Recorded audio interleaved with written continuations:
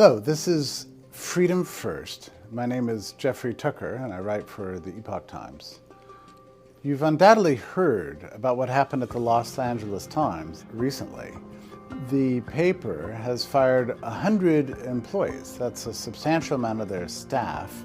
In many ways, gutted major parts of their newsroom in cost-cutting measures because the paper was, quite frankly, losing, well, dramatic amounts of money. It's a surprising and I would say somewhat satisfying thing for many people who've been watching this newspaper for many years. It's the largest one in California and it's a very serious newspaper in the country.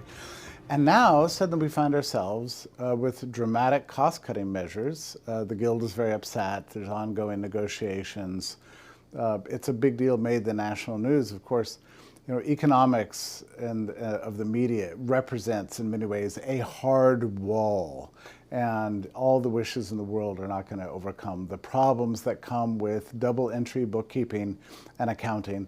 They just couldn't make it work with their present staff. Now, this is an interesting little story, but it's one of many such stories that's going on with the corporate media right now. Something dramatic happened to Sports Illustrated. They effectively fired their entire staff just without any real notice, almost completely shut down. They're looking for a buyer right now, but it seems to be gone. Many other cuts are taking place at other places. Major reporters and staff at large newspapers like the New York Times and the Wall Street Journal are getting concerned that they're going to be cut too. We're no doubt living through a time of tremendous upheaval in how it is that we get our news, where the facts come from, and how we interpret that. And what seems to be happening, essentially, is that the old line corporate media's hold over the public mind is evaporating at a very dramatic. Of course, this dates back some time, but things have changed really more dramatically over the last 4 years. I have my own theories about what's going on here. If you think back to what I consider the worst times of our lives, which was the year 2020 and 2021, under the lockdowns for COVID, where we were entirely dependent upon the national media. The national media was heavily censored and unified in many ways on supporting all of the lockdown policies that were being imposed by the governors and by the bureaucracies against the American people, so that we couldn't go to church, the schools were closed, people that were advocating for opening the schools were censored, many were demonetized from YouTube, Google was preventing searches for any dissenting opinions at this time. It was a very strange time because you had some sense, and you remember these days probably, that everything seemed to be going kind of crazy, and yet you felt really alone in your views. I mean, you were thinking things like, wait, is it really this bad? Is this lockdown really helping? Don't we know for sure that this virus is mainly producing medically significant outcomes for people that were elderly and infirm? I mean, is it really true that we need to lock down the whole population? This went on for a very long time, but then the shot mandates came along, and the same media called for the cancellation of holidays and said you couldn't travel, was suddenly telling you that unless you got the vaccine, you were killing people and you were public enemy number one. In fact, according to the President Biden himself, you were causing the pandemic to be prolonged. And, you know, the New York Times and the Los Angeles Times and all the corporate TV media and everything echoed those same opinions. It was very strange times. And we felt, many people just felt completely alone, especially the dissidents. We didn't realize it at the time. But the dissidents on this whole subject were being dramatically censored. A good example of that is social media. Now, early on, Mark Zuckerberg of Facebook, later called Meta, volunteered, wrote a note to Fauci and said, whatever you want, I'll give you. Well, CDC and NIH wanted censorship. Zuckerberg gave it to them. So you got your account deleted, you got throttled, you got shouted down, any post that related to a subject of Fauci's concern got slapped with a go to the CDC label instead. And it was throughout the whole of social media. I mentioned YouTube and Google, but this affected LinkedIn. It affected obviously Instagram, which is owned by Facebook's company Meta. So it affected everything. It was very strange. It was like this war, not only on political dissent, but also even on questioning the science. And that's what we were told. We're all unscientific. Of course, Los Angeles Times was part of this. Now, when we woke up from that disaster and we looked back for the media to try to figure out how can we restore trust, what we've seen is an aggressively partisan media that seems to be taken over largely by extremist, woke style philosophy, treating anybody who voted for Trump, anybody who just wants their freedom and rights back, they're treated as like a public enemy. Like you don't belong here. You're not part of the mainstream of American life. And a lot of us sort of believed it for a while, but over time, we found out just how much the system was manipulated through aggressive censorship. That censorship took the form of government agencies working directly with social media, major media companies, TV broadcasters, in-print newspapers. Every single company was involved in this. We have vast amounts of documentation to this effect. It's shocking because, you might think this violates the First Amendment. And a lot of people believe that it violates the First Amendment. And that's, in litigation right now. Several courts have agreed and said the government can't do through third-party intermediaries what it's not legal to do itself. You can't just get around the First Amendment by Fauci giving a call to the editor of the Los Angeles Times and say, you should say this, or calling up Twitter and telling the CEO, you've got to take this down. It doesn't work that way. That's not the way a free economy works. So here we are 4 years later, and lots of things have come out. One of the most interesting aspects of this whole unfolding of the breakdown of mainstream corporate media is taking place at Twitter, now known as X. So when Elon Musk bought the platform, he got access to not only all the files, which he released in the Twitter files that came out, and the Epoch Times has been all over those things for years reporting it, but there was also a great deal of code that he was in charge of ripping out. It took months to get rid of it. Twitter had this thing called the Trust and Safety Team that was in charge of deleting accounts of dissidents, of de-throttling accounts, of eliminating certain accounts from being searched on the platform.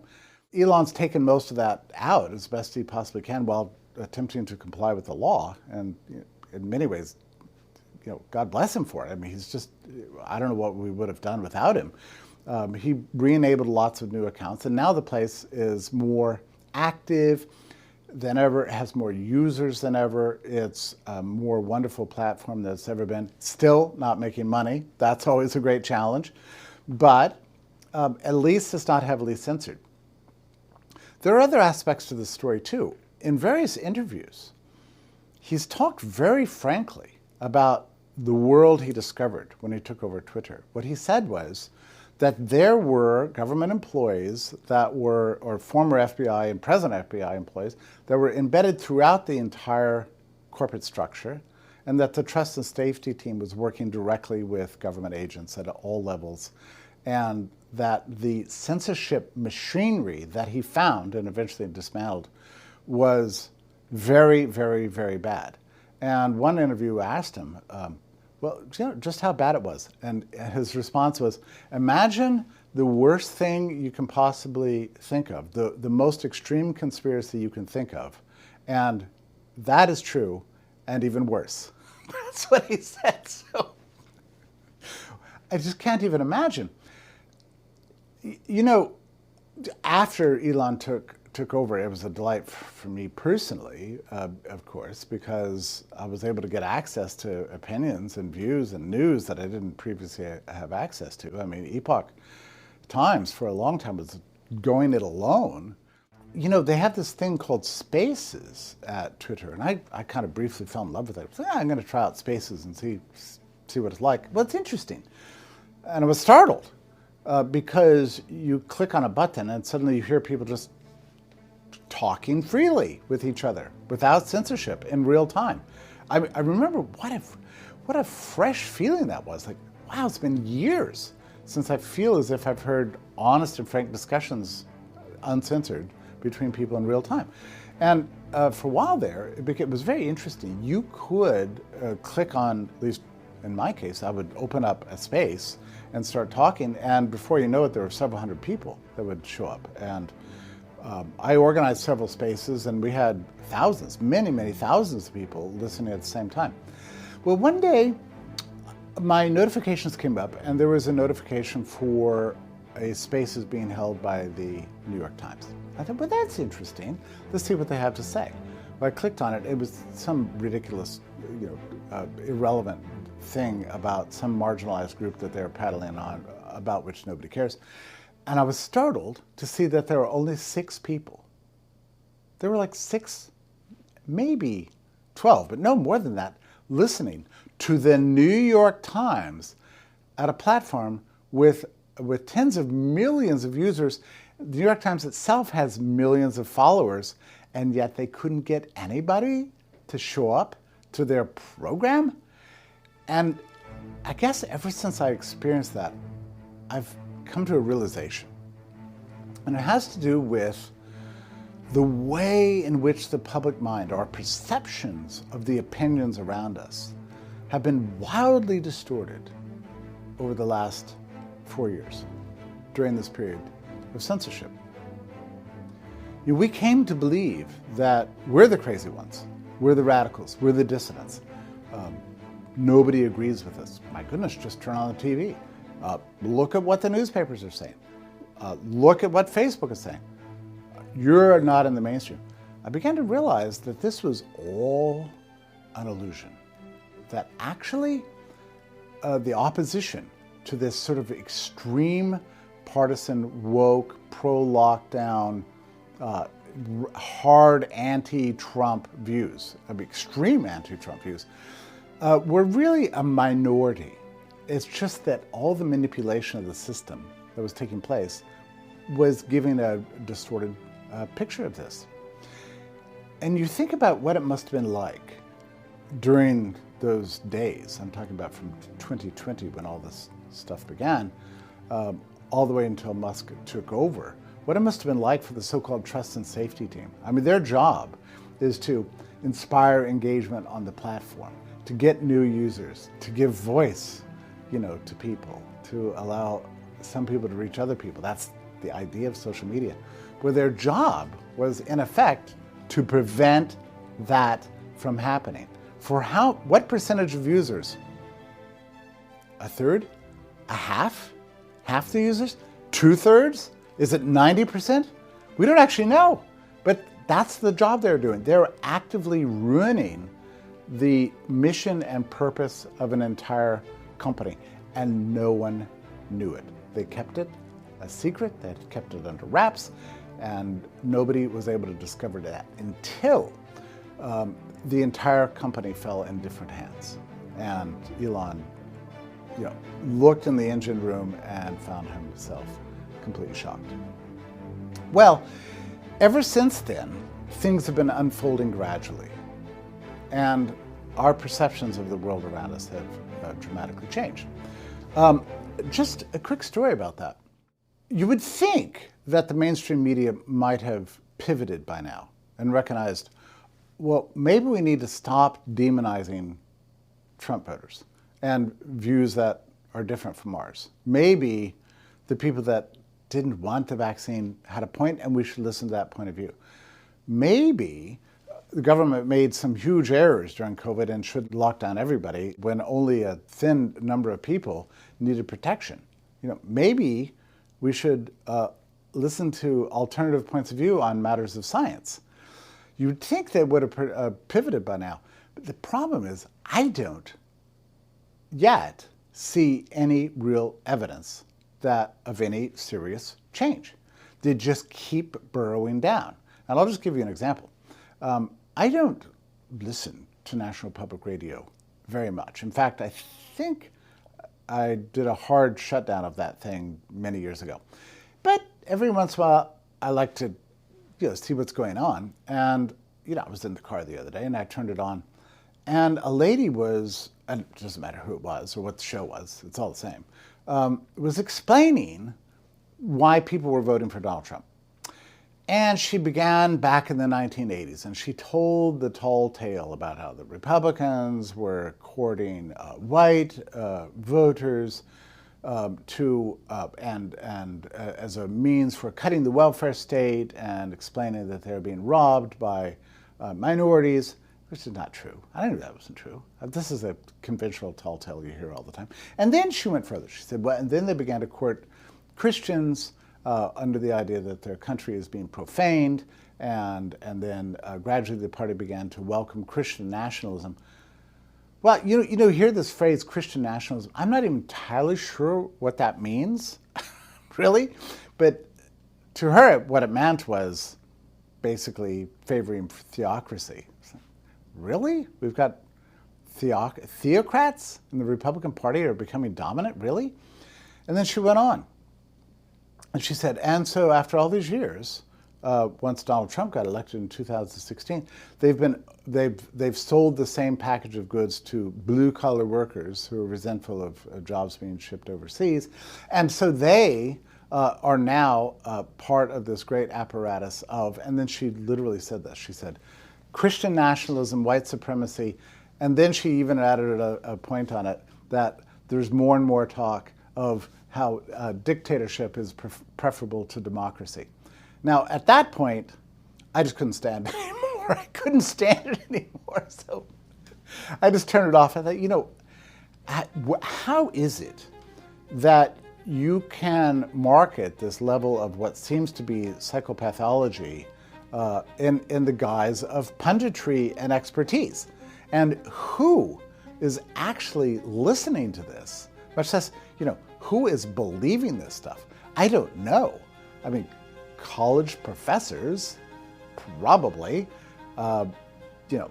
super privileged professional managerial class elites educated in Ivy universities, they don't know any better and they'll believe anything and everything. But it's just, quite frankly, as I put it in an article today, completely bonkers. It's just the unwillingness of the mainstream corporate press to question their entire worldview and to take seriously the Trump movement is a grave failing that I submit to you is now coming home to roost in the form of accounting that is unsustainable for vast numbers of these venues. These days, there are options. We know this. There are alternative video platforms, alternative social media platforms, alternative newspapers.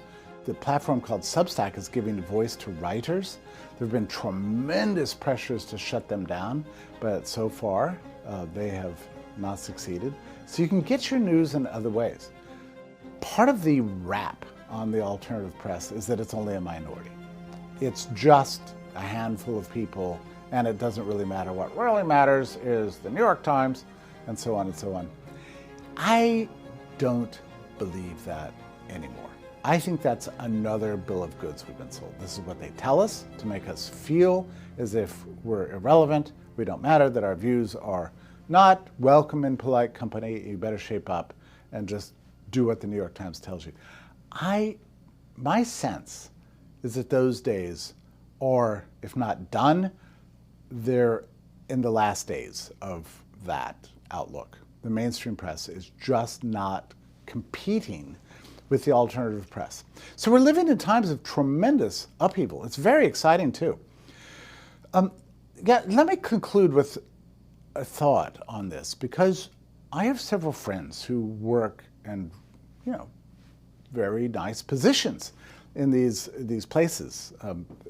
It's not that they believe in the propaganda and the smears and the lies and the weird ideological contortions they're engaged in. They don't believe in that any more than reporters who worked for Pravda in the 1970s were communists or thought that, I don't know, Leonid Brezhnev was a great, dictator. They don't believe that. It's just a job for them. So they talk to me and tell me about it. Everybody at the New York Times reads very carefully posts at X. They read the Epoch Times. They subscribe to Substack. They read Substack. They follow everything that's going on because they need the news too. They're terrified of it. They're terrified of it institutionally, but they're warm and drawn to the views that are out there because they make more sense. They help explain the world better than their own papers, and they know it. So that is a very interesting revelation to me. My own perspective on this is that we're going to see a dramatic crack up of the old press. And one of the reasons is that very tight and close relationship that the media has with government. They sought it out, they cultivated it, and they indulged it for years. Now you might ask yourself the question, if you're in a media company, if you're the press, wouldn't you rally around the freedom to speak, like the First Amendment, and then grant that to everybody else? The answer is not necessarily. If you can reach for tools of censorship and work tightly with government agencies to shut down the competition, what are you doing? You're prolonging your institutional life. But I submit to you that this is not only wrong, it's not only immoral, it not only violates the First Amendment, but it's not going to work. It's an act of desperation. So, my friends, support the alternative media. Your voice does matter. We are making a difference. We're at a crucial time in American history. A lot of it comes down to what people believe about their country, about the world, about themselves, about their communities. That is informed very heavily by the people who are feeding the public mind. As a dissident, as somebody who's curious about the truth, who wants to have a realistic understanding of the world around them, as somebody who cares about the country, by consuming and supporting alternative media, you are doing a great thing for the country, for the future of freedom itself. Thank you very much for listening. Always remember, put freedom first. I'm Jeffrey Tucker.